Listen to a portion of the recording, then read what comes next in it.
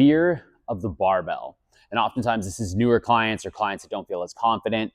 And it's a tool that can elicit a lot of emotion of, I've gotten hurt with this tool before, this is bad for my back, this is bad for my knees, whatever the case, there are these stories of fear that are going through it. So how do we do something about that?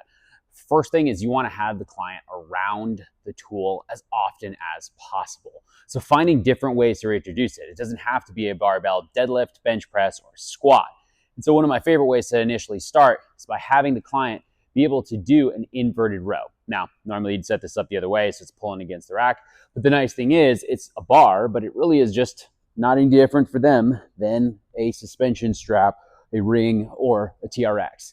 And so that just feeling of being around the bar, getting your hands on it, getting comfortable moving the bar and setting it up on the rig can be a phenomenal way to just take away some of that fear that comes with it. So the emotional response when they do eventually go to grab that bar is hopefully not there to that same degree.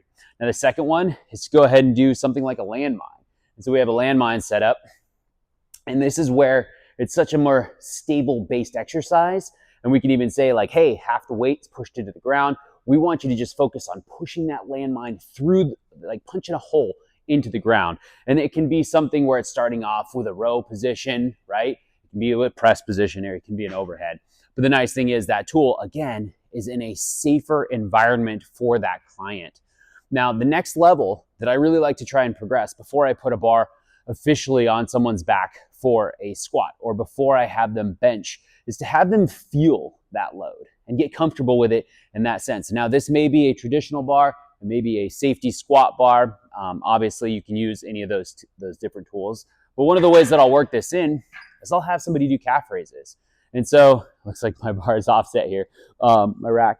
But ultimately, I'd have them get underneath the bar, especially if this is someone who has had an issue with it before.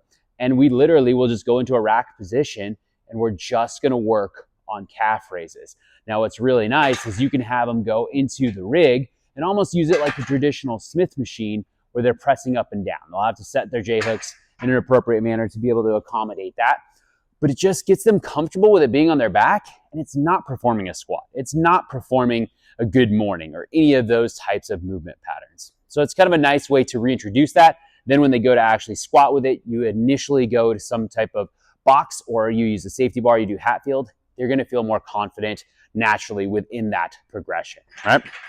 Now say we wanna go and do some form of a front rack position. We're trying to elicit that position. I like to just start with some marches. Obviously I would have had it up higher. You can go with your traditional or you can cross. I'm crossing only because of the microphone here. Otherwise I would smash it with my arms.